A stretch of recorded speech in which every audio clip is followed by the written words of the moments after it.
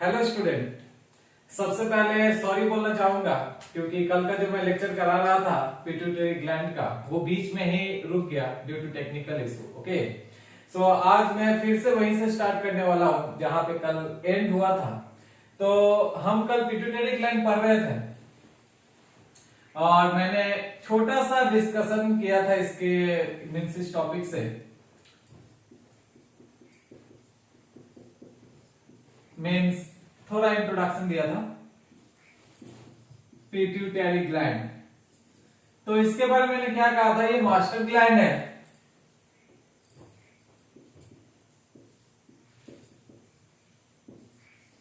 अब master gland इसे क्यों कहते हैं? बिकॉज ये दूसरे ग्लैंड्स को रेगुलेट करता है, ठीक है, या हम कह सकते हैं कंट्रोल भी करता है।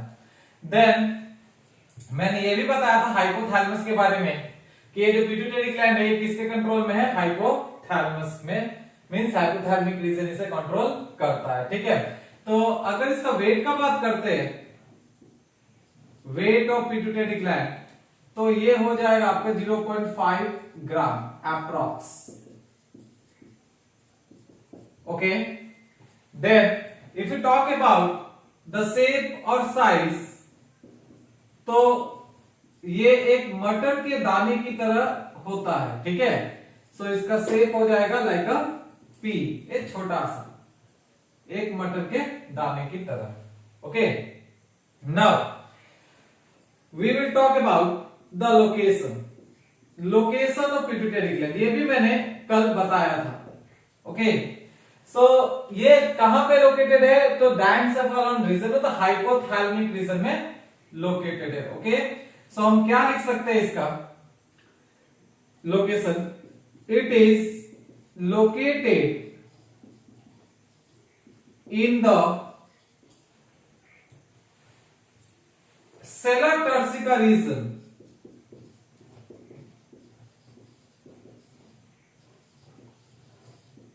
Of sphenoid bone. कल मैंने बताया इसके बारे में। ये जो सेला टर्सिका रीजन है ये क्या है? Sella turcica is a bony cavity. Bone में ये जो स्फेनॉइड बोन है वहां पे कैविटी होता है जिसे सेला टर्सिका कहते हैं। सो ये हुआ bony cavity. Okay, and is attached with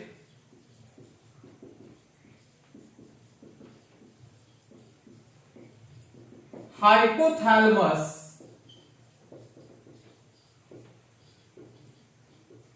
by a stalk called infundibulum. Infundibulum इस पिट्यूटरी ग्लैंड को हाइपोथैलेमस से अटैच करता है, ठीक है। तो ये तो रहा एक मेन पॉइंट पिट्यूटरी ग्लैंड से रिलेटेड जो नीट में पूछा जाता है। अगर लोकेशन का बात करते हैं तो कहां पे बताया गया? सेला टर्सिका रीजन में। वो कहां है? स्फेनॉइड बोन में, ठीक है। और ये हाइपोथैलेमस में किससे अटैच्ड है? By a stalk called infundibulum, ठीक है। इनफंडिबुलम इसे अटैच करवाता है। Now let's see this location with the help of diagram. अब जरा डायग्रामेटिकली इस लोकेशन को हम देखते हैं। Okay, where is the duster? Okay,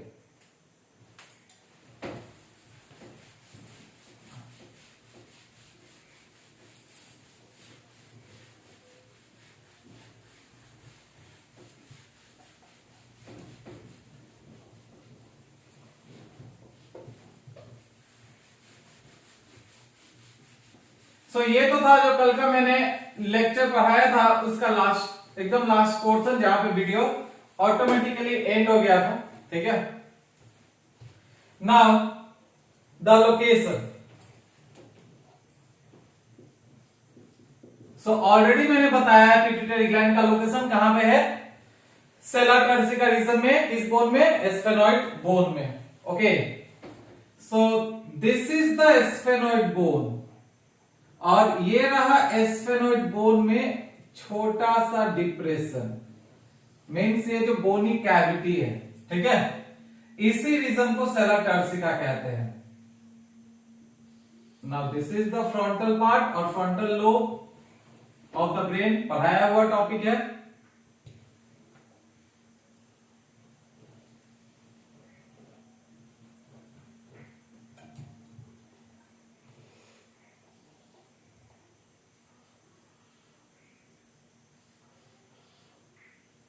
like this, और या फिर हम इसे स्ट्रेट भी कर सकते हैं।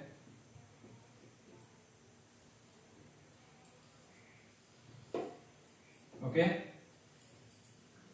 And this will be the upper region of the brain. तो मीन्स फोर ब्रेन का ही, तो फोर ब्रेन का जो पार्ट है ये रहा डायनसेफेलॉन। ओके, इसे डायनसेफेलॉन कहते हैं।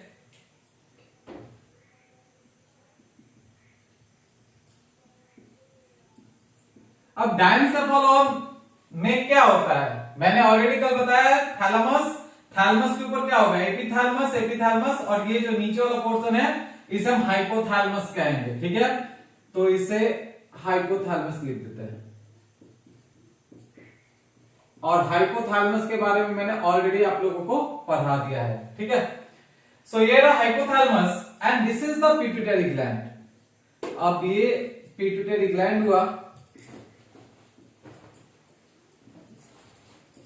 Now this pituitary gland is attached with hypothalamus by a finger-like, or you can say stalk, called as infundibulum. ये रहा infundibulum जो pituitary gland को hypothalamus से अटैच करवा रहा है। ठीक है, कनेक्ट करवा रहा है। And this is the sphenoid bone. ये sphenoid हो गया। And this is the bony cavity. इसी bony cavity का मैंने अभी भी नाम क्या कहा, sella turcica region. Okay, and this is the frontal part और फ्रंट पार्ट। ओके, सो ये डायग्रामेटिकली रिप्रेजेंटेशन है किसका, तो पिट्यूटरी ग्लैंड का लोकेशन का। Okay, so now let's study the pituitary gland in detail. अब pituitary gland के बारे में थोड़ा देखते हैं डिटेल में, इसके पार्ट्स को स्टडी करेंगे और ये क्या क्या हार्मोन सिक्रीट करता है वो भी देखेंगे।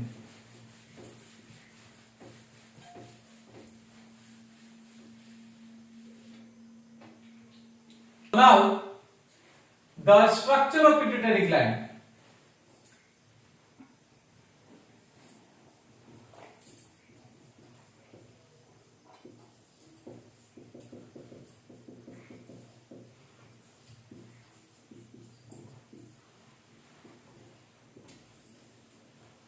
So this pituitary gland is divided into two parts. One is called as anterior and the another is called as posterior.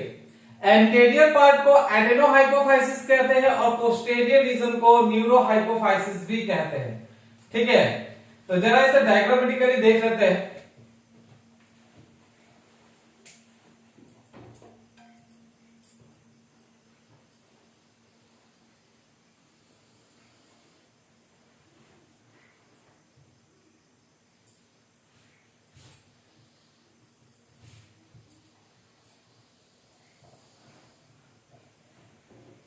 Similarly यहां से भी एक पार्ट आएगा।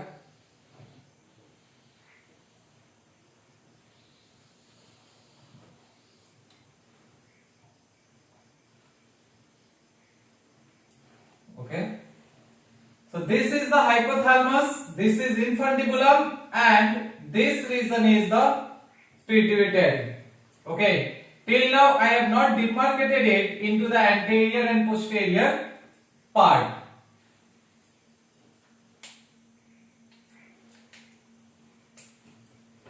Now this is the median eminence also, this region median eminence इसको कहते हैं। अब यहीं से आपका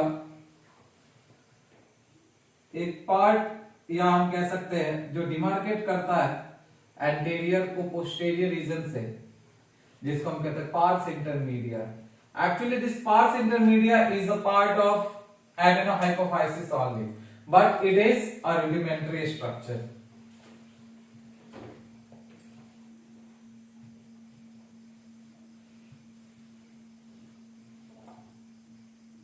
आई होप आप लोग को समझ में आ रहा होगा।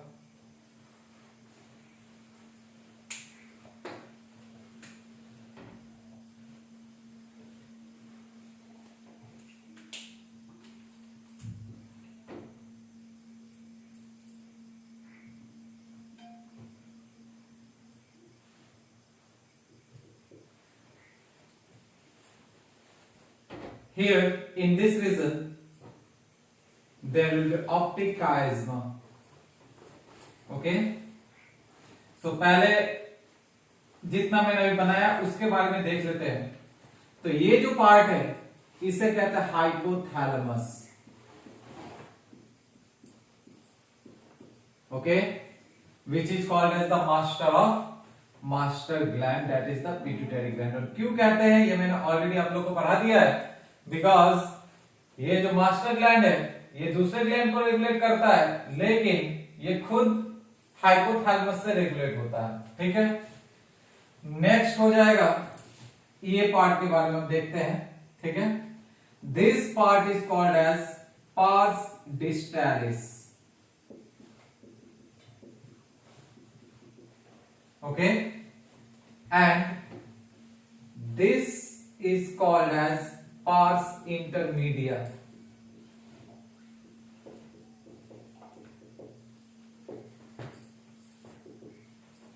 एंड ये जो आपको दिख रहा है इसे कहते हैं parse nervosa.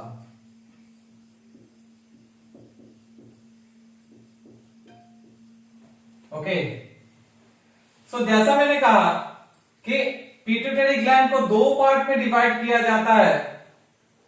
Okay, first is the anterior and second is the posterior। So this part is the anterior one। ठीक है, ये आगे की तरफ है और ये जो ये पीछे की तरफ है। ठीक है, तो anterior part में हमें क्या मिल रहा है? Pars distalis and pars intermedia।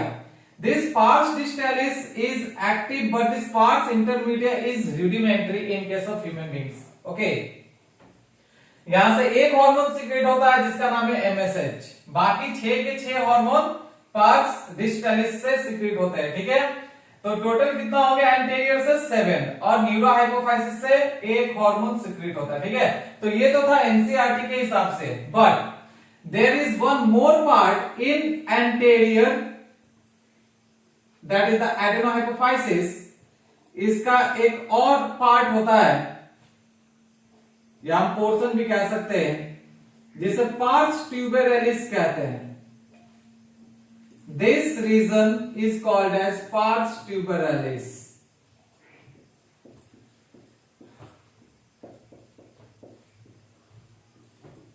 Okay, so NCERT के हिसाब से कितना? 2 दिया हुआ है, pars distalis and pars intermedia, but there is one more part called as pars tuberalis. और अगर पोस्टेरियर का देखें जिसको न्यूरोहाइपोफाइसिस कहते हैं, वहां पे एक रीजन आ जाएगा जिसका नाम है पार्स नर्वोसा। ठीक है, सो यहां पे थोड़ा सा सम अप करते हैं इसके बारे में। Pituitary gland divided into 2 parts.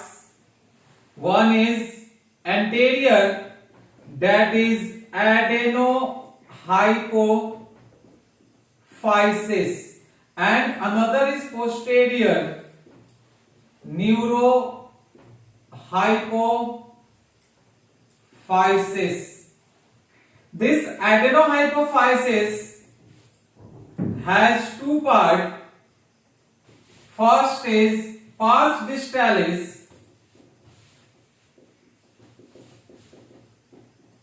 and second is pars intermedia, while the neurohypophysis has only one part called pars nervosa.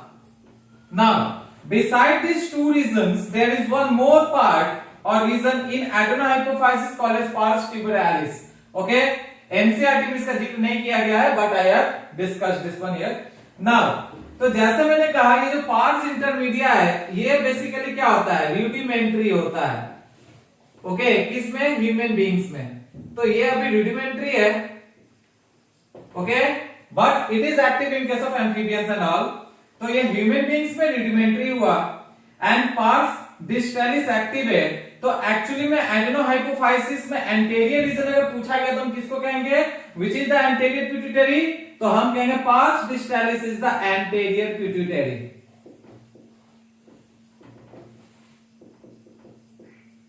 Okay, I hope आप लोग को समझ में आ रहा होगा, ये बहुत ही इंपॉर्टेंट पोर्शन है।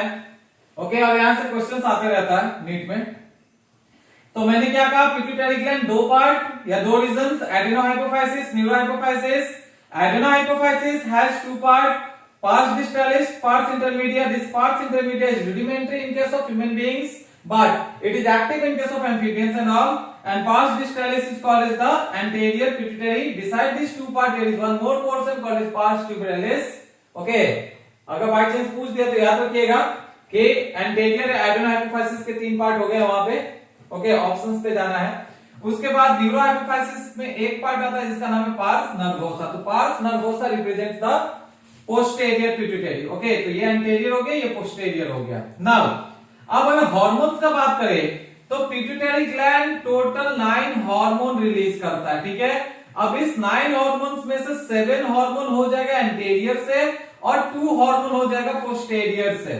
ठीक है, और ये जो दो हार्मोन है मैंने ऑलरेडी बताया, ये दो हार्मोन बनते कहां पे है, सिंथेसाइज होता है हाइपोथैलेमिक न्यूक्लियस में, लेकिन स्टोर होता है पार्स नर्वोसा में, दैट इज द पोस्टेरियर। जब जरूरत होता है तब ये रिलीज होगा। बट यहाँ पे क्या, 7 हार्मोन सिंथेसिस होंगे, लेकिन रिलीज कब होगा, जब हाइपोथैलेमस से रेगुलेटरी हार्मोन रिलीज होगा। Regulatory that is the release hormone. और इनहिबिट कब होगा, जब इनहिबिटरी हार्मोन उसे कहेगा कि आप बंद करो सिक्रेशन। ठीक है, सिंथेसिस बंद करो। इसके बारे में मैंने ऑलरेडी पढ़ाया है।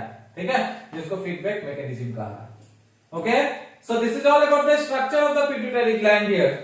Okay, so now we are going to discuss the hormones of the pituitary gland.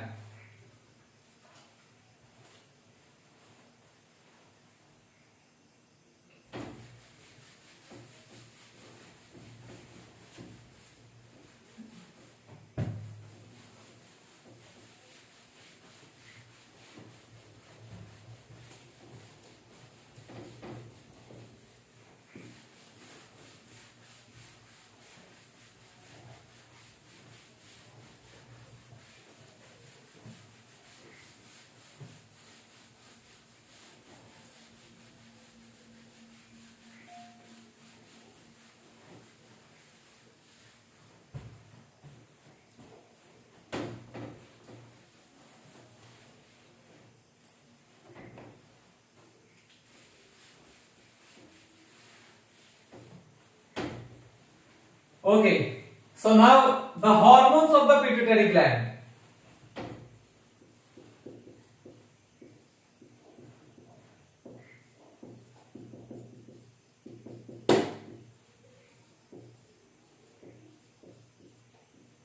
So master gland है तो ऑब्वियसली ज्यादा हार्मोन सीक्रेट करेगा। ओके, तो मैंने जैसा कि बताया अभी कि पिट्यूटरी ग्लैंड टोटल कितने हार्मोन सीक्रेट करेंगे, तो 9 हार्मोन्स। ठीक है, out of which 7 will be synthesized by the anterior portion and the 2 will be from the posterior region. और ये जो 2 हार्मोन पोस्टेरियर रीजन में है वो एक्चुअली कहां पे सिंथेसाइज हो रहा है, हाइपोथैलेमस में। ठीक है, ऑलरेडी मैंने इसके बारे में जिक्र किया है। सो इसको पहले पार्ट्स में डिवाइड कर देते हैं।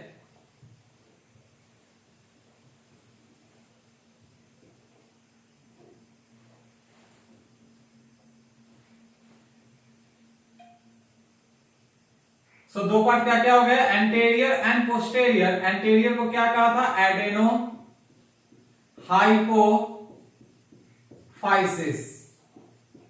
और पोस्टेरियर हो गया न्यूरो हाइपोफाइसिस।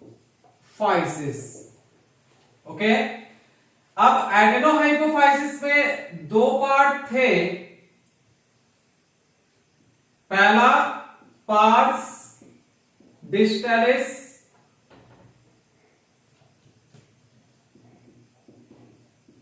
और दूसरा हो गया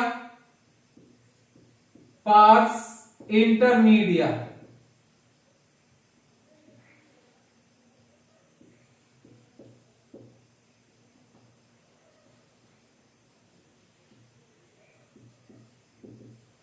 ओके, सो मैंने क्या कहा, टोटल पिट्यूटरी से 9, एडेनोहाइपोफाइसिस से 7, न्यूरोहाइपोफाइसिस से 2, डिस्टल से मींस पार्स डिस्टलिस से हो जाएगा, अगर डिवाइड करें 7 को तो यहां से हो जाता है 6 हार्मोन और यहां से हो जाएगा 1 hormone. Okay, only 1 hormone from this region. So now let's discuss the 6 hormones which are produced by this pars distalis. Okay, so this will produce, pars distalis produces, एक एक करके इसका मैं नाम लिख देता हूं यहां पे। First is growth hormone. This growth hormone is also called as somatotrophic hormone.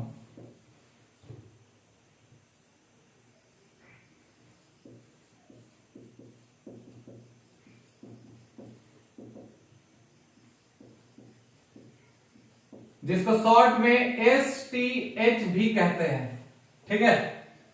Second is thyroid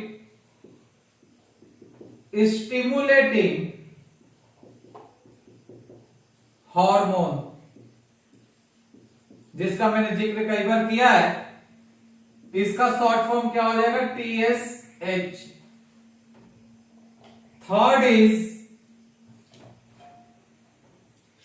third आ जाएगा prolactin. This prolactin is also called as milk secreting hormone, जिसको शॉर्ट में PRL भी लिखते हैं। Fourth is adrenocorticotrophic hormone.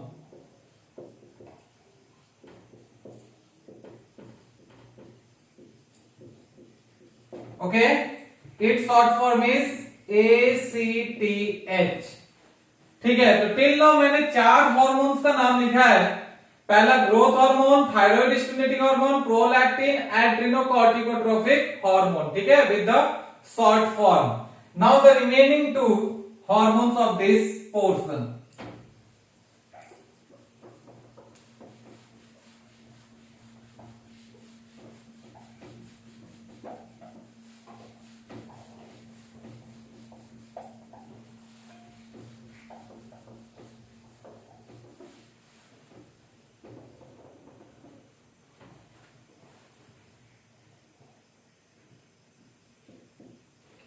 So the fifth is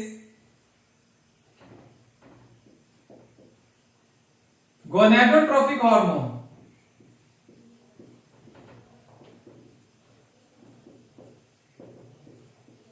और ये जो गोनेडोट्रोफिक हार्मोन है वो बेसिकली 2 टाइप का होता है। एक हो गया गोनेडोट्रोफिक है तो गोनेड्स को डेवलप करने में हेल्प करेगा। Gonads that is the testis and ovary, that is the male and female reproductive organs. So पहला हो जाएगा FSH। इसका फुल फॉर्म क्या होगा, फॉलिक्यूलर स्टिमुलेटिंग हार्मोन। और दूसरा हो जाता है LH। LH का फुल फॉर्म होगा ल्यूटिनाइजिंग हार्मोन।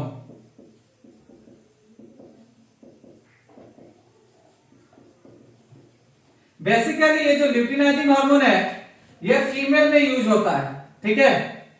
सो मैं यहां पे लिख देता हूं, इन केस ऑफ फीमेल इसे ल्यूटिनाइजिंग हार्मोन कह रहे हैं। बट अगर मेल का बात हुआ तो मेल में LH को LH भी कह सकते हैं, लेकिन एक एप्रोप्रिएट नाम है इसका, जिसका नाम है ICSH। Okay, it's full form is interstitial cells stimulating hormone.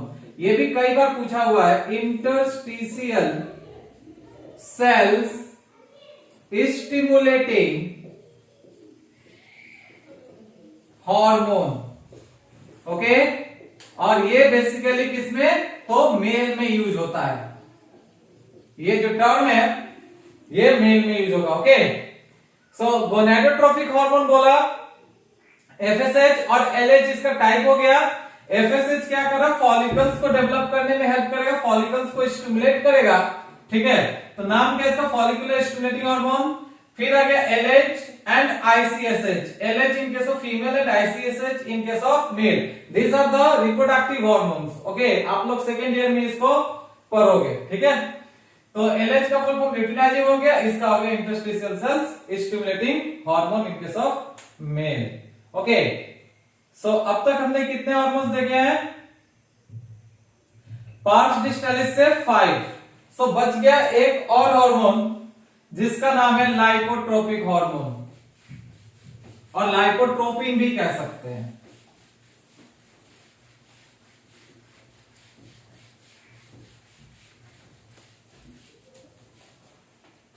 So this is the sixth one from this portion, that is the pars distalis, lipotrophic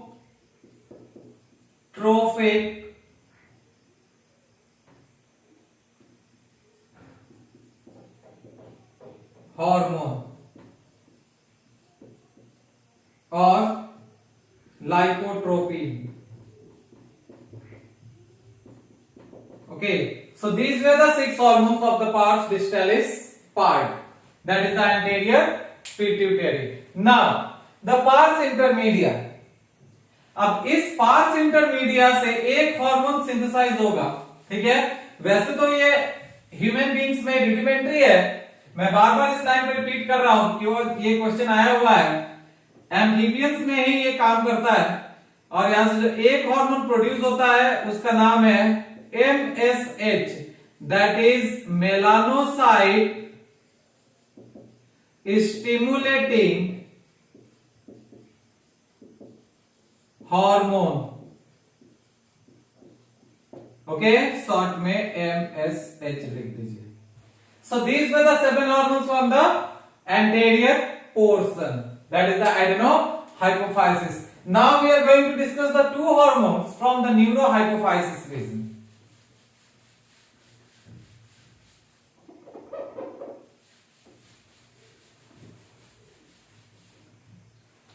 So this neurohypophysis will contain, will produce the 2 hormones. First is oxytocin,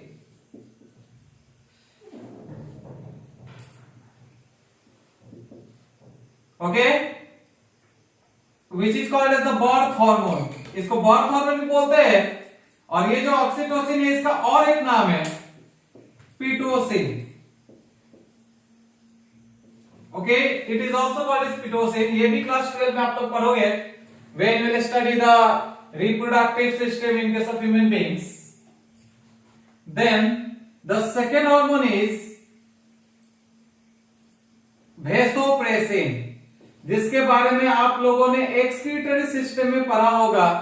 vasopressin का role भी पढ़ाया गया होगा वहां पे। Vasopressin को और क्या नाम से पुकारा जाता है, तो ADH। Now the ADH is called as anti diuretic hormone. अगर ADH का फुल फॉर्म पूछा तो हम क्या कहेंगे, anti diuretic hormone. Okay, it has one more name called as pitresin, ठीक है। So this is all about the hormones of the pituitary gland. Okay, I hope you all have understood it. Okay, so now let's move on to the next topic, जिसमें मैं बताने वाला हूं diagrammatically hypothalamus और pituitary के बीच में connection, ठीक है।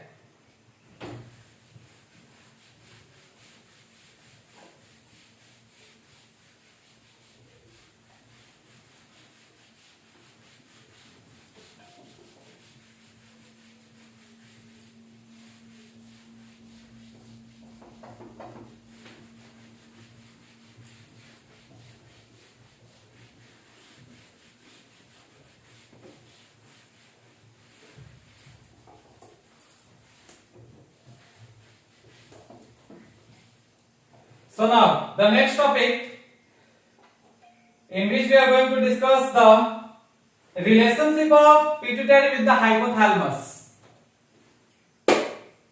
So first of all, let's write down the topic.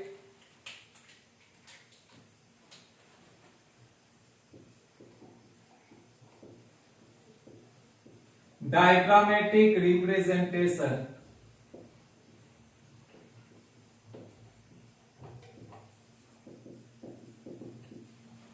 of pituitary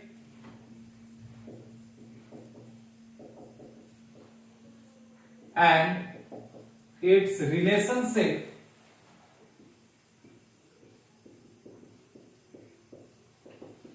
with hypothalamus.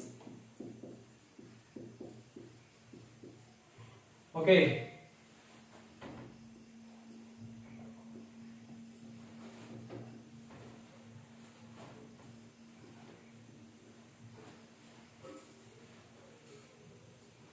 तो एक बार जैसा देख लेता हूं वीडियो चल रहा है कि नहीं, कल ऐसे ही स्टॉप हो गया था in between. Okay, no it is running. ठीक है.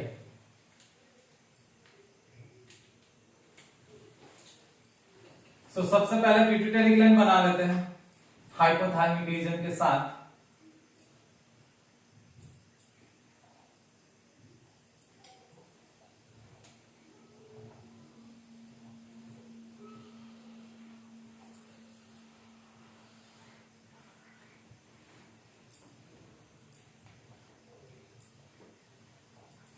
सो तो ब्रेन का पोर्शन ही है पूरा टोटल. ओके,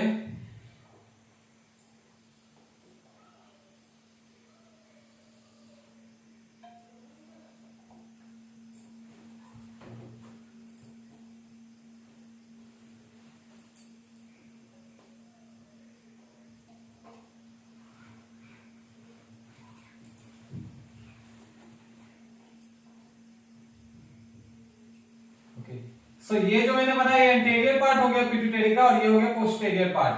तो जैसा आप देख रहे हैं एंटीरियर पार्ट ही मेजर पार्ट है, पोस्टीरियर नैरो पार्ट है. ठीक है, थोड़ा सा होता है एक्चुअली मैं कहे तो 70 to 80% एंटीरियर हो जाता है और रिमेनिंग पोर्शन पोस्टीरियर हो जाएगा. ठीक है, पिट्यूटरी का. नाउ इसे जरा सा रब कर देते हैं, ऊपर का स्पेस थोड़ा मिल जाएगा हमें.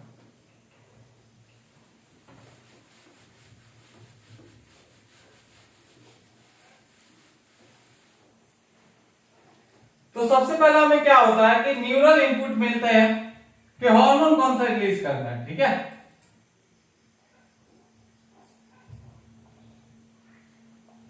न्यूरल इनपुट कौन लाएगा? न्यूरॉन्स लाएगा. ऑलरेडी आप लोगों ने पढ़ा है न्यूरॉन्स के बारे में और जंक्शन के बारे में भी कहा है मैंने कि उसे साइनेप्स कहते हैं. सो ये हो गया न्यूरल इनपुट.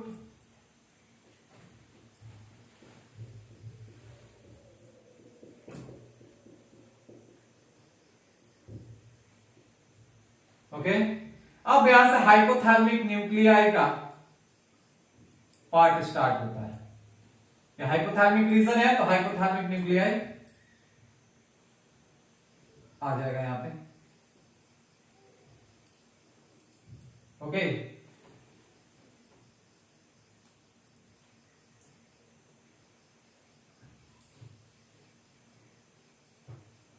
अब ये हाइपोथैलेमिक न्यूरॉन्स हुआ and from here I will draw the portal circulation, that is the portal vein or you can say portal system.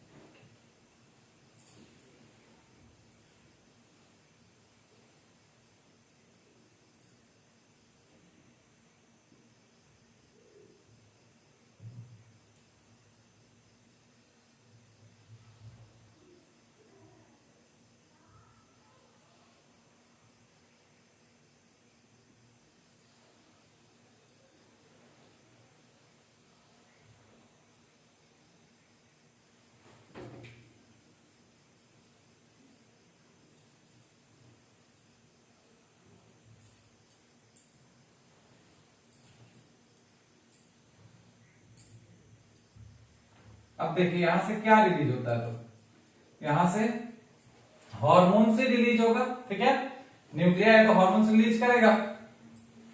And यहां से कौन सा हार्मोन, तो रेगुलेटिंग हार्मोन्स, ठीक है। अब ये रेगुलेटिंग हार्मोन्स किसको रेगुलेट करता है, एंटीरियर पार्ट को। मैंने लास्ट लेक्चर में पढ़ाया आप लोग को कि एंटीरियर रीजन को रेगुलेट करेगा, पोस्टीरियर रीजन तो डायरेक्टली कंट्रोल में है, मींस डायरेक्टली हाइपोथैलेमस के कंट्रोल में आ जाता है, ठीक है।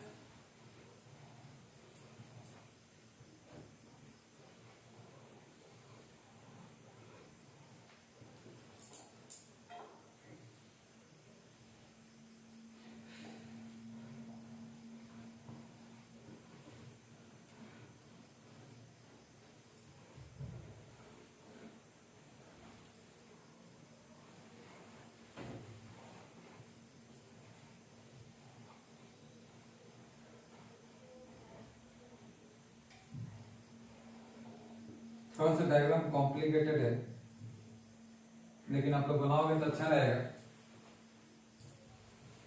यहां से भी कुछ ब्रांचेज हम बना देते हैं, and this branches is basically going into और entering into the pituitary sites. ये कहां जाकर के जा रहे हैं, पिट्यूटरी साइट्स में जा रहे हैं, तो ये हुआ पिट्यूटरी साइट्स, ठीक है। Pituitary cytes means what, the cells of the pituitary gland are called as the pituitary cytes, okay. अब इस पिट्यूटरी साइट्स में क्या होता है, वेसिकल्स होता है जहां पे हार्मोन स्टोर्स होते हैं, ठीक है। अब ये पिट्यूटरी साइट्स में मैंने क्या बनाया, वेसिकल लाइक ग्लैंड लाइक आप देख रहे हैं,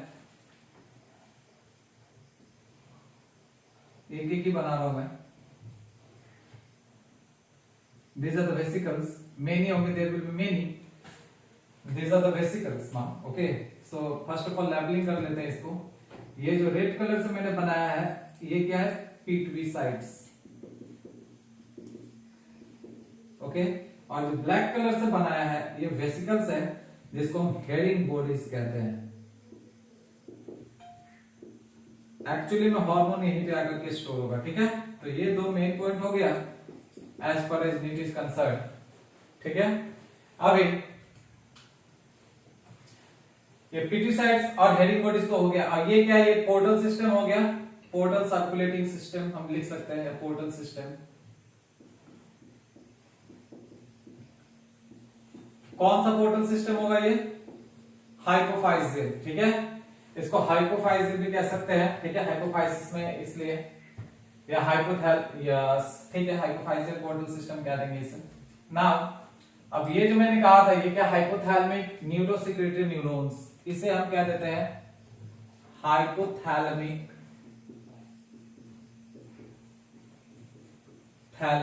न्यूरो सिक्रेटरी न्यूरॉन्स,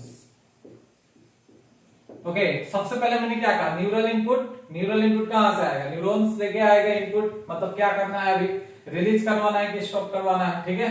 उसी हिसाब से ये न्यूरोसेक्रेटरी सेल्स भी एक्ट कर रहा है। नेक्स्ट पोर्टल सिस्टम के थ्रू ये जो हार्मोन है वो जाकर के कहां स्टोर हो रहा है, एडेनोहाइपोफाइसिस या फिर न्यूरोहाइपोफाइसिस आप कह लीजिए, ठीक है।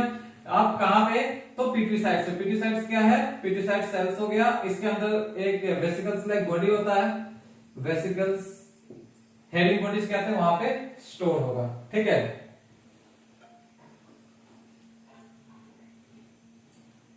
सो जैसा मैंने बताया था कि ये जो एंटीरियर पोर्शन हो गया, यहां मैं लिख ही देता हूं,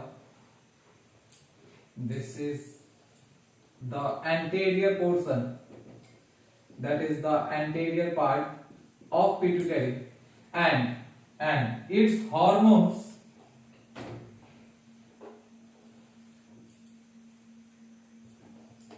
इसके जो हार्मोन्स होंगे एंटीरियर पार्ट के, मैं बार बार इस सेंटेंस को रिपीट इसलिए कर रहा हूं बिकॉज यहां से क्वेश्चंस आते रहता है, ठीक है। ये जो एंटीरियर पार्ट हो गया, एंटीरियर पार्ट के जो हार्मोन्स होंगे, इट विल बी, यहां पे लिख देता हूं, hormones will be under the control of release and release inhibiting hormone किसका? ऑफ हाइपोथैलेमस, हाइपोथैलेमिक हॉर्मोन्स के कंट्रोल में होते हैं, ठीक है। बट दिस न्यूरोहाइपोफाइसिस, ये हो गया पोस्टीरियर पार्ट। सो ये क्या है? ये इसका हार्मोन के कंट्रोल में तो नहीं रहते हैं, but it will be under the direct control of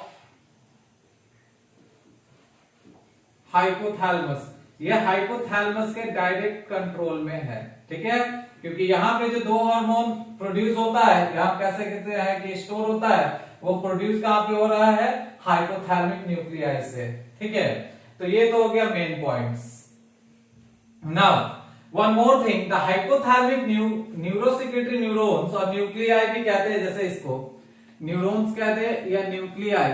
इसका एक और नाम है, क्या? तो दो नाम है, पैरावेंट्रिकुलर न्यूक्लियाई भी कह सकते हैं, सुप्रा ऑप्टिक न्यूक्लियाई भी कहते हैं, ठीक है। इसको पैरावेंट्रिकुलर न्यूक्लियाई, इंक लगता है खत्म हो गया है रेड वाला, ठीक है। इसका मैंने और क्या बोला? पैरावेंट्रिकुलर न्यूक्लियाई और सुप्रा ऑप्टिक न्यूक्लियाई भी कहते हैं, ठीक है।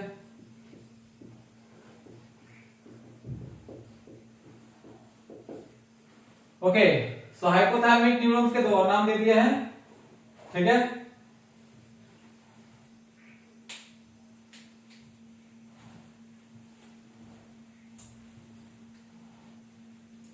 ओके, सो नाउ ये जो मैंने अभी अभी स्ट्रक्चर बनाया या समझाया, ये क्या था?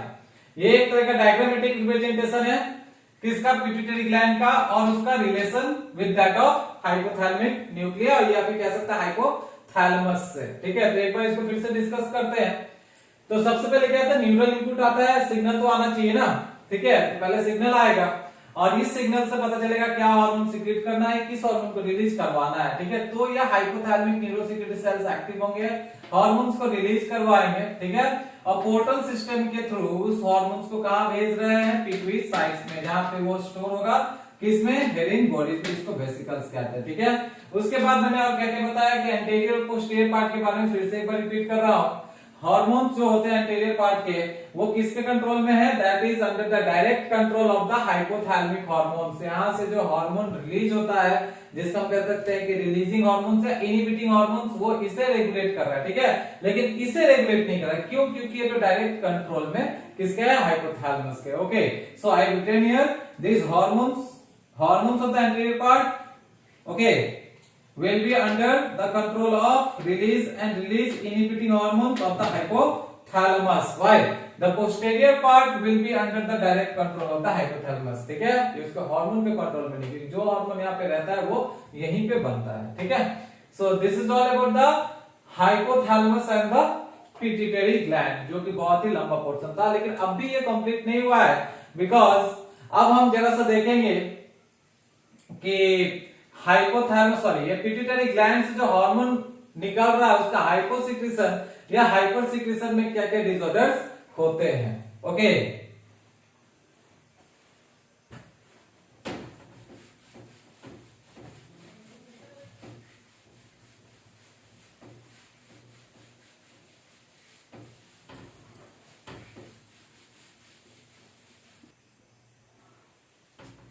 ओके, सो डिसऑर्डर्स पे जाने से पहले एक और टॉपिक देख लेते हैं, जो फीडबैक मैकेनिज्म की तरह ही है, ठीक है, जिसको फीडबैक रेगुलेशन भी कहते हैं। तो यहाँ पे हाइपोथैलेमस से जो हार्मोन निकल रहा है, वो पिट्यूटरी ग्लैंड को कंट्रोल करते हुए, ठीक है, और पिट्यूटरी ग्लैंड से जो हार्मोन निकल रहा है, वो किस हार्मोन को रेगुलेट करता है या रिलीज करता है, ठीक है, या फिर किस ग्लैंड पे एक्ट करता है, वो जैसा देख लेते हैं, ठीक है। तो सबसे पहले सेंट्रल नर्वस सिस्टम, जिसको high centre of the brain कहते हैं, ठीक है। यहां पार्ट पार्ट में देंगे, बिकॉज बोर्ड का जो लेंथ है थोड़ा सा छोटा है, सो डोंट माइंड इट। पहले एंटीरियर का देखेंगे फिर पोस्टेरियर का देखेंगे, ठीक है। Then first of all central nervous system. तो आपने पढ़ा है सेंट्रल नर्वस सिस्टम में क्या क्या आता है, ब्रेन और स्पाइनल कॉर्ड, कई बार मैंने पढ़ाया है इसके बारे में। ओके, इसी को क्या कहते हैं, हाई सेंटर ऑफ ब्रेन, ठीक है। अब इसी में क्या है, फॉर ब्रेन में हमें क्या मिलता है, फिर मैंने बताया था डायंसेफेलॉन में हाइपोथैलेमस मिलेगा, hypothalamus. Okay,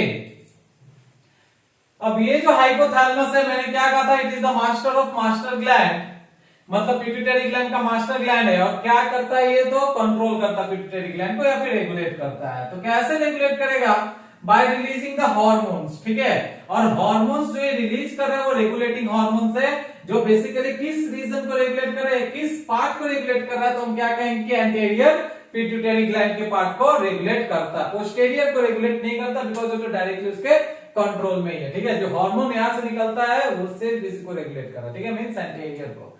so let's first of all discuss the anterior portion only. So यहां से हम यहां पे लिख देते हैं अभी एंटीरियर पार्ट, ठीक है, थोड़ा सा ऊपर ही लिखे तो शायद ज्यादा बेटर है।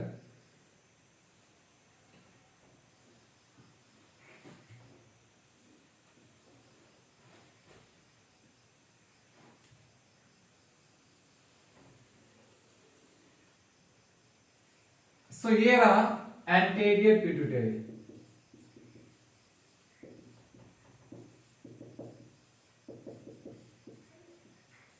ओके। पिट्यूटरी ग्लैंड लिख देते हैं और अच्छे से समझ में आएगा। इसका नाम क्या है, एडेनोहाइपोफाइसिस,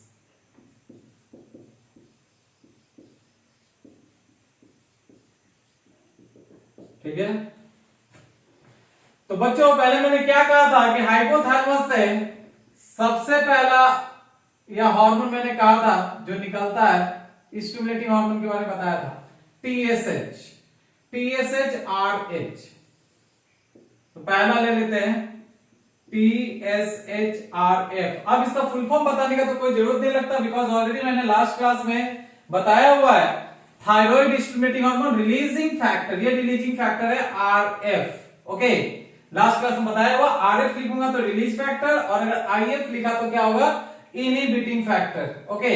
तो ये क्या कर रहा है, आकर के एंटीरियर पिट्यूटरी, ठीक है, को क्या करेगा, स्टिमुलेट कर रहा है, रिलीज फैक्टर है, तो ये रिलीज फैक्टर यहां पे आया। अब यहां से क्या होगा, एंटीरियर पार्ट से TSH रिलीज होगा, थायराइड स्टिमुलेटिंग हार्मोन होगा। तो देखिए पहले क्या है, पहले रिलीज फैक्टर वहां से आया, ठीक है। तो इसका तो सिग्नल आएगा, जो मैंने अभी अभी बताया था आप लोग को डायग्रामेटिकली, कि न्यूरॉन्स कैरी करता है, न्यूरॉन से इनपुट आएगा कि हमें रिलीज फैक्टर निकाला है या इनहिबिटिंग फैक्टर। तो अगर रिलीज फैक्टर निकाला है तो रिलीज फैक्टर निकलेगा, इनहिबिटिंग फैक्टर निकालना है तो इनहिबिटिंग फैक्टर का इंफॉर्मेशन आएगा। तो क्या निकला, thyroid stimulating hormone release factor. ये रिलीज फैक्टर जाकर के कहां पे एक्ट कर रहा है, तो देखिए एंटीरियर पिट्यूटरी ग्लैंड में, और वहां से फिर क्या रिलीज कर रहा है, यहां से क्या रिलीज होगा, TSH, that is thyroid stimulating hormone. अब ये थायराइड स्टिमुलेटिंग हार्मोन कहां जाकर के एक्ट कर रहा है, so it will act on thyroid gland, ये एक्ट करेगा थायराइड ग्लैंड पे, ओके। जिसे मैंने कहा था it is the largest gland of the body, thyroid gland, ठीक है। और ये जब स्टिमुलेट करता थायराइड ग्लैंड को, तो वहां से फिर क्या रिलीज होंगे, थायराइड हार्मोन, तब जाकर के ये थायराइड हार्मोन रिलीज होगा, अदरवाइज ये थायराइड हार्मोन रिलीज नहीं होगा, ठीक है। तो इसे ही हम क्या कहेंगे, रेगुलेशन, कैसे ये रेगुलेट हो रहा है, ठीक है। अब अगर थायराइड हार्मोन का कॉन्सेंट्रेशन बॉडी में पूरा हो गया, ठीक है, अब हमें और एक्सेस थायराइड नहीं चाहिए, तो हमारे बॉडी से या सेल से सिग्नल जाएगा कि now stop the secretion of this TSH। क्या कहेगा कि TSH का सिक्रीशन को रोको, तो फिर ये हाइपोथैलेमस क्या करेगा, यहां से रिलीज करवाएगा TSHIF, that is thyroid stimulating hormone inhibiting factor. तो अब इनहिबिटिंग फैक्टर आकर के एंटीरियर पिट्यूटरी से कहेगा now you have to stop the secretion of this TSH, thyroid stimulation hormone का सिंथेसिस बंद करो, क्योंकि थायराइड का लेवल अब हो चुका है, ठीक है। मींस थायराइड का एवरेज अमाउंट बॉडी में आ चुका है, ठीक है।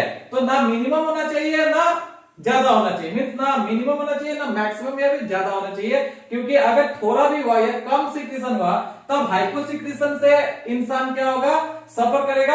और अगर थायराइड हार्मोन ज्यादा हो गया, कोई भी हार्मोन ज्यादा हो गया, तो फिर हाइपर सिक्रीशन से वो सफर करेगा, ठीक है। तो फिर डिफरेंट डिफरेंट डिसऑर्डर होंगे जो मैं आने वाले क्लासेस में बताऊंगा, ठीक है, या हो सकता है तो आज ही मैं उसे भी पूरा करूंगा। ओके, सो नाउ अब जरा सेकेंड देख लेते हैं हम। सेकेंड हार्मोन, ये तो टीएसएच से रिलेटेड था जिसका मैंने फीडबैक मैकेनिज्म भी बताया, ठीक है, कैसे फीडबैक कंट्रोल होता है, ठीक है, फीडबैक मैकेनिज्म होता है हमारे बॉडी में।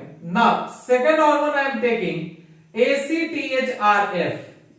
एसीटीएच का फुल फॉर्म मैंने कई बार बताया है, एड्रेनोकॉर्टिकोट्रोफिक हार्मोन रिलीज फैक्टर, ठीक है।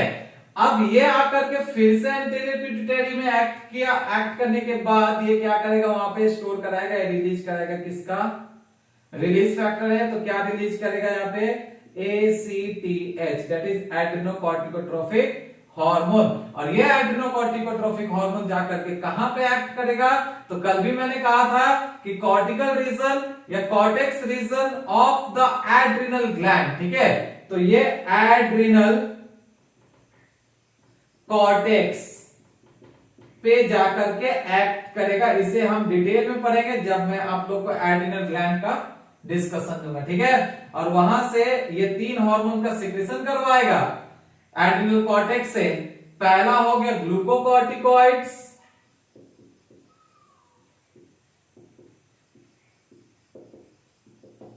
दूसरा हो जाएगा मिनरलोकॉर्टिकॉइड्स, और तीसरा हो जाएगा sex corticoids. Okay, so it is quite easy. तो अब आप लोग को अच्छे से पता चल रहा होगा, जैसे टीएसएचआरएफ का कहा मैंने, तो वैसे ही एसीटीएचआरएफ का है। तो अब इन लोगों का अगर सिक्रीशन को रोकना है तो क्या यहां से रिलीज होगा, इनहिबिटिंग फैक्टर्स। ओके, नेक्स्ट अगर देखें तो यहां पे हम ले लेते हैं गोनाडोट्रोफिक हार्मोन्स का। तो यहां पे हम देखेंगे एफएसएच और एलएच के बारे में। तो गोनाडोट्रोफिक हार्मोन रिलीज फैक्टर, ठीक है, GnRHRF। तो गोनाडोट्रोफिक हार्मोन रिलीज फैक्टर। अब मैंने बताया था ये कितने टाइप का हो जाएगा, तो दो टाइप का, एक हो जाएगा LHRF और दूसरा हो जाएगा ICSHRF। LHRF is the luteinizing hormone release factor and ICSHRF is the interstitial cells stimulating hormone release factor. Okay, और ये जाकर के फिर से एक्ट किया दोनों एंटीरियर पिट्यूटरी ग्लैंड पे। अब वहां से ये क्या रिलीज करवाएगा, LH, और ये क्या रिलीज कराएगा, ICSH। फुल फॉर्म मैं कई बार बता चुका हूं, इंटरस्टिशियल सेल्स स्टिमुलेटिंग हार्मोन, ये मेल में और ये किसमें, तो फीमेल में, ठीक है। उसके बाद एक और हार्मोन आता है यहां पे, जिसका मैं यहां पे जिक्र कर देता हूं, FSHRF। ये भी गोनाडोट्रोफिक हार्मोन ही है, follicular stimulating hormone release factor. और ये भी जाकर के एंटीरियर पिट्यूटरी पे एक्ट किया, वहां से क्या रिलीज कराएगा, FSH। Okay, and they will act on where, gonads. ये तीनों के तीनों किस पे एक्ट करेगा, तो गोनैड्स पे एक्ट करेगा, ठीक है।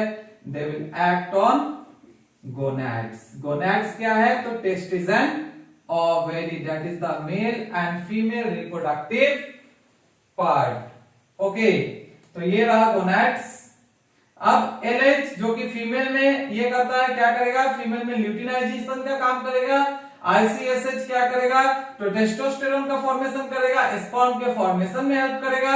FSH तो फॉलिकल्स को स्टिमुलेट करता है, ठीक है। इसके बारे में हम डीपली पढ़ेंगे सेकेंड ईयर में। ओके, नाउ तो till now how many hormones, 1 2 3, तीन का हम लोग ने देख लिया है। अब क्या बच गया हमारे पास, ग्रोथ हार्मोन, प्रोलैक्टिन। ठीक है, तो पहला देख लेते हैं ग्रोथ हार्मोन का, तो GHRF, growth hormone release factor. ये ग्रोथ हार्मोन रिलीज फैक्टर क्या रिलीज कराएगा, ग्रोथ हार्मोन को। ग्रोथ हार्मोन का एक और नाम है STH। ठीक है, सोमैटोट्रोफिक हार्मोन, और ये क्या करेगा, इलोंगेशन ऑफ द बोन। ठीक है, now next is the prolactin. Prolactin is the milk hormone, और you can say milk secreting hormone. ठीक है, ये प्रोलैक्टिन RF, तो यहां से ये जाएगा, इधर एक्ट किया और प्रोलैक्टिन का सिक्रेशन, ठीक है, या रिलीज करवाया। तो ये तो था एंटीरियर पिट्यूटरी के बारे में। Now the posterior one. Okay, अब पोस्टीरियर रीजन का देख लेते हैं थोड़ा सा।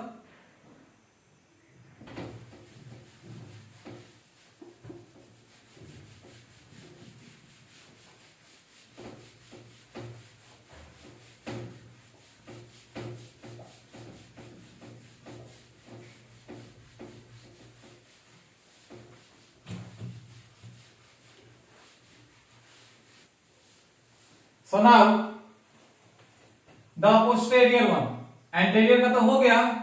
अब हाइपोथैलेमस पोस्टेरियर रीजन को कैसे कंट्रोल कर रहा है, hypothalamus.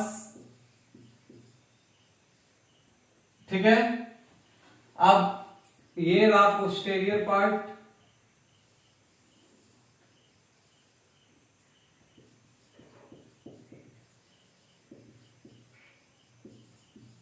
that is the neurohypophysis. Posterior part लिखने से अच्छा होगा पोस्टीरियर पिट्यूटरी लिख दूं। ओके, सो ये क्या कर रहा है, ये यहां पे ना रिलीज फैक्टर ना इनहिबिटिंग फैक्टर, यहां पे कोई रेगुलेटिंग हार्मोन नहीं, डायरेक्ट हार्मोन्स ही ये भेज रहा है। ठीक है, डायरेक्ट ये हार्मोन सिंथेसाइज करके सेंड कर रहा है थ्रू एक्सोन। ठीक है, इट सेंड्स, और रिलीज कहना ज्यादा बेटर है, release hormones into the posterior pituitary by axon. Okay, ending. ठीक है, एक्सोन एंडिंग से रिलीज करता है। ठीक है, और ये दो हार्मोन कौन कौन से हैं, ऑलरेडी कई बार बता चुका हूं मैं। पहला हो गया ऑक्सीटोसिन, और दूसरा हो गया वैसोप्रेसिन। अब तो नाम भी याद हो जाने चाहिए आप लोगों को। ऑक्सीटोसिन का एक और नाम था, खुद से भी रिकॉल किया कीजिएगा, पीटोसिन। वैसोप्रेसिन को ADH कहते हैं, एंटी डायबिटिक हार्मोन, या फिर एक और नाम है पिट्रेसिन। ठीक है, इसे बर्थ हार्मोन भी कहा जाता है। ओके, मेमोरी ग्लैंड को भी स्टिमुलेट करता है। ठीक है, so this is how the hypothalamus regulate the pituitary gland and the pituitary regulate the other glands. Okay, जिसे हम टारगेट ऑर्गन से टारगेट ग्लैंड्स भी कह सकते हैं। Now we are going to discuss about the disorders of the pituitary hormones, means hyper secretion या hypo secretion में क्या क्या डिसऑर्डर वो कॉज करते हैं।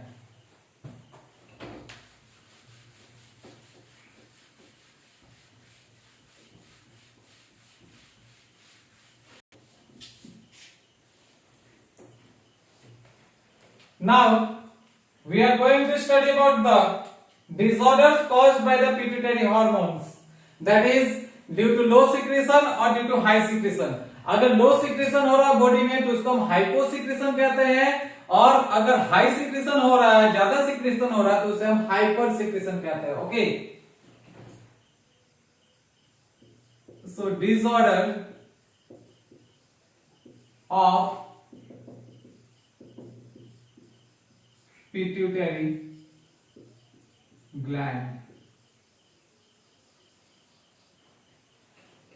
ठीक है, सो जैसे मैंने कहा पिट्यूटरी ग्लैंड का ले लीजिए, किसी भी ग्लैंड का ले लीजिए। ठीक है, जब हार्मोन सिक्रीट हो रहा है, ठीक है, तो अगर हार्मोन का अमाउंट बॉडी में कम है तो हम इसे किस टर्म से पुकारेंगे? Hypo secretion. और अगर अमाउंट बॉडी में ज्यादा प्रोड्यूस हो रहा है किसी भी हार्मोन का तो उसे हम कहेंगे हाइपर सिक्रीशन। ओके, सो दोनों ही कंडीशन में क्या होता है? डिसऑर्डर कॉज होता है। ठीक है, तो हमारे बॉडी में ना तो कम ना तो ज्यादा क्या होना चाहिए? एवरेज हार्मोन का प्रोडक्शन होना चाहिए। ठीक है, इससे कम हुआ तो भी दिक्कत है, इससे ज्यादा हुआ तो भी दिक्कत है। अंडरस्टूड? ओके,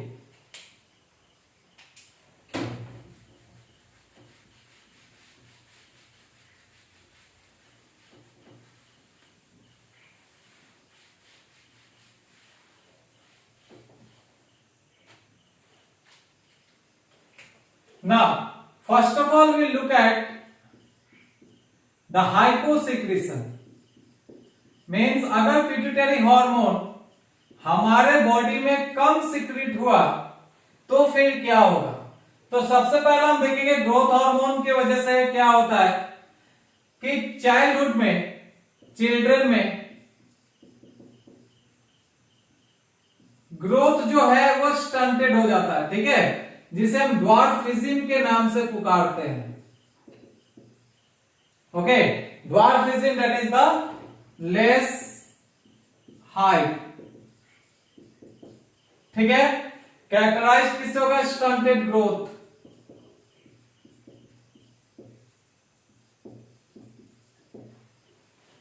ठीक है, तो ये तो रहा आपका डायबिटीज, सॉरी ये ड्वार्फिज्म का। बट स्टंटेड ग्रोथ जरूर है, लेकिन इंटेलिजेंस क्या होगा उसका?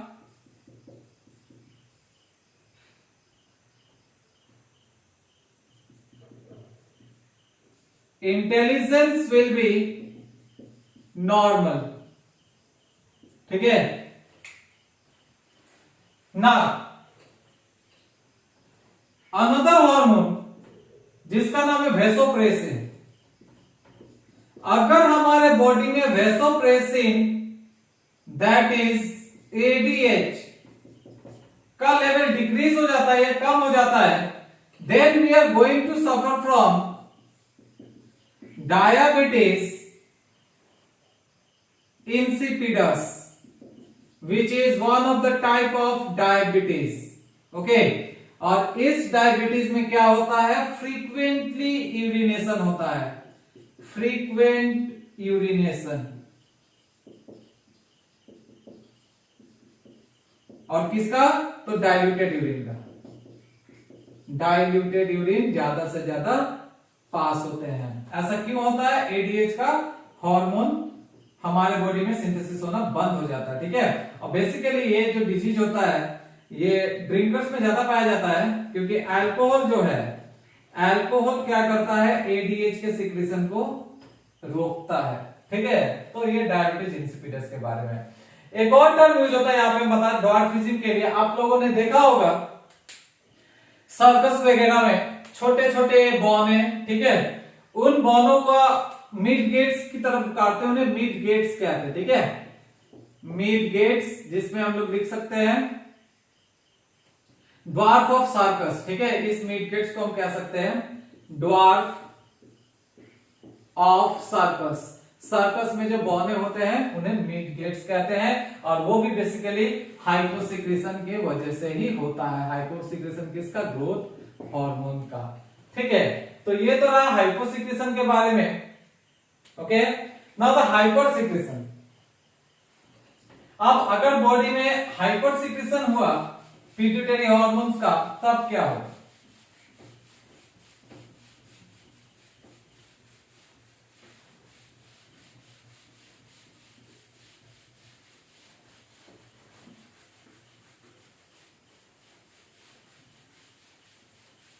सो अगर हाइपो में ड्वार्फ हो रहा है तो हाइपर में क्या होगा? ज्यादा होगा हाइट।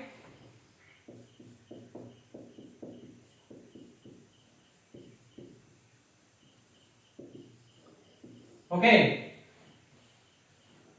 सो जैसा हमने देखा था हाइपोसिक्रेशन में सबसे पहला किस चिल्ड्रन में, तो सिमिलरली चिल्ड्रन से स्टार्ट करते हैं, तो चिल्ड्रन में क्या हो जाएगा यहाँ पे गाइगेंटिसिम, और you can also say जाइगेंटिसिम। Okay,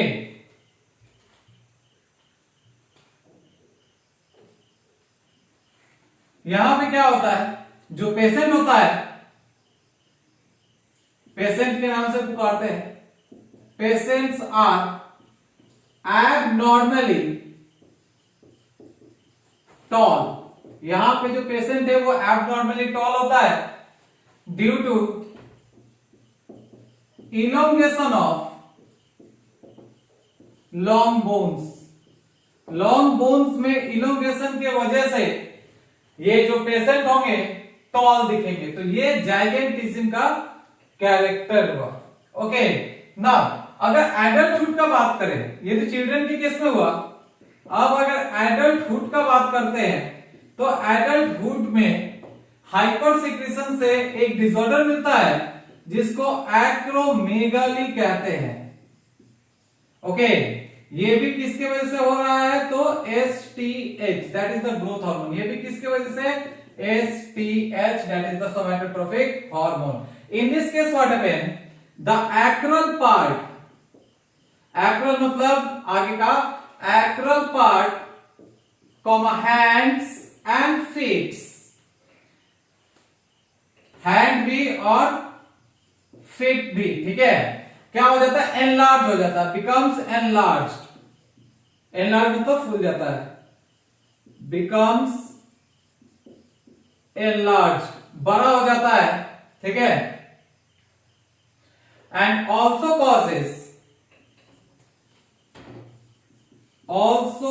causes the protrusion of, protrusion मतलब बाहर निकला हुआ, लोअर जॉ, ठीक है, लोअर जॉ जो है ये बाहर की तरफ निकला हुआ होगा, ठीक है, जो कि क्या देगा, gorilla like appearance. This is an important point here. Okay, so मैंने क्या कहा कि चिल्ड्रन में क्या हो रहा है, जाइगेंटिज्म कॉज कर रहा है, और एडल्टहुड में क्या कॉज कर रहा है, तो एक्रोमेगाली। अगर चिल्ड्रन में देखा जाए तो जो चिल्ड्रन होंगे, जो बच्चे होंगे, उसमें एबनॉर्मली टॉल मींस जो हाइट होगा वो एबनॉर्मली ज्यादा मिलेंगे। जैसे ग्रुप में कुछ बच्चे, उसमें से आप देखो किसी का हाइट बहुत ज्यादा लंबा है तो समझिए कि उसमें ग्रोथ हार्मोन ज्यादा है, ठीक है। अगर अपने एज ग्रुप के हिसाब से या फिर एज के हिसाब से बच्चे का लेंथ या हाइट ज्यादा है तो फिर समझिए कि STH वहां पे ज्यादा पाया जा रहा है, ठीक है। लेकिन अगर एडल्टहुड का बात करते हैं तो एक्रोमेगाली है, एक्रोमेगाली के नाम से उसे पुकारते हैं क्योंकि यहाँ पे acral part that is hands and feet क्या हो जाता है, एनलार्ज होता है, फूल जाता है, ठीक है। एक्रोमेगाली में यहाँ पे डिपोजिशन होने की वजह से, ठीक है, फ्लूइड डिपॉजिट होता है यहाँ पे टिश्यूज के अंदर भी, तो ये क्या कर रहा है, becomes enlarged and causes the protrusion of lower jaw. Lower jaw भी क्या होता है, आगे की तरफ थोड़ा निकला हुआ रहता है, जो क्या करता है, गोरिल्ला लाइक अपीयरेंस देता है। ओके, सो ये तो था ग्रोथ हार्मोन के बारे में, ठीक है, हाइपरसिक्रेशन या हाइपोसिक्रेशन में क्या इफेक्ट करता है, ठीक है। नाउ अब जरा से दो और हार्मोन के बारे में देख लेते हैं पिट्यूटरी ग्लैंड टाइप, जैसे ल्यूटिनाइजिंग हार्मोन हो गया, FSH हो गया, ICSH हो गया, जिसे हमने क्या कहा था, gonadotropic hormone.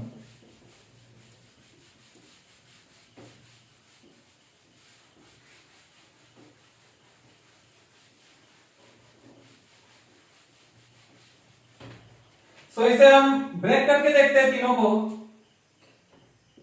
GnRH that is gonadotropic releasing hormone, sorry GN लिखे तो ज्यादा बेटर है, ठीक है, स्मॉल है। तो मैंने क्या कहा था, इसमें तीन आ जाते हैं, पहला आ जाएगा FSH फॉलिकुलर स्टिमुलेटिंग हार्मोन, दूसरा आ जाएगा LH ल्यूटिनाइजिंग हार्मोन, और तीसरा आ जाता ICSH that is the interstitial cells stimulating hormone. Now we are going to look at the disorders caused by them in hyposecretion.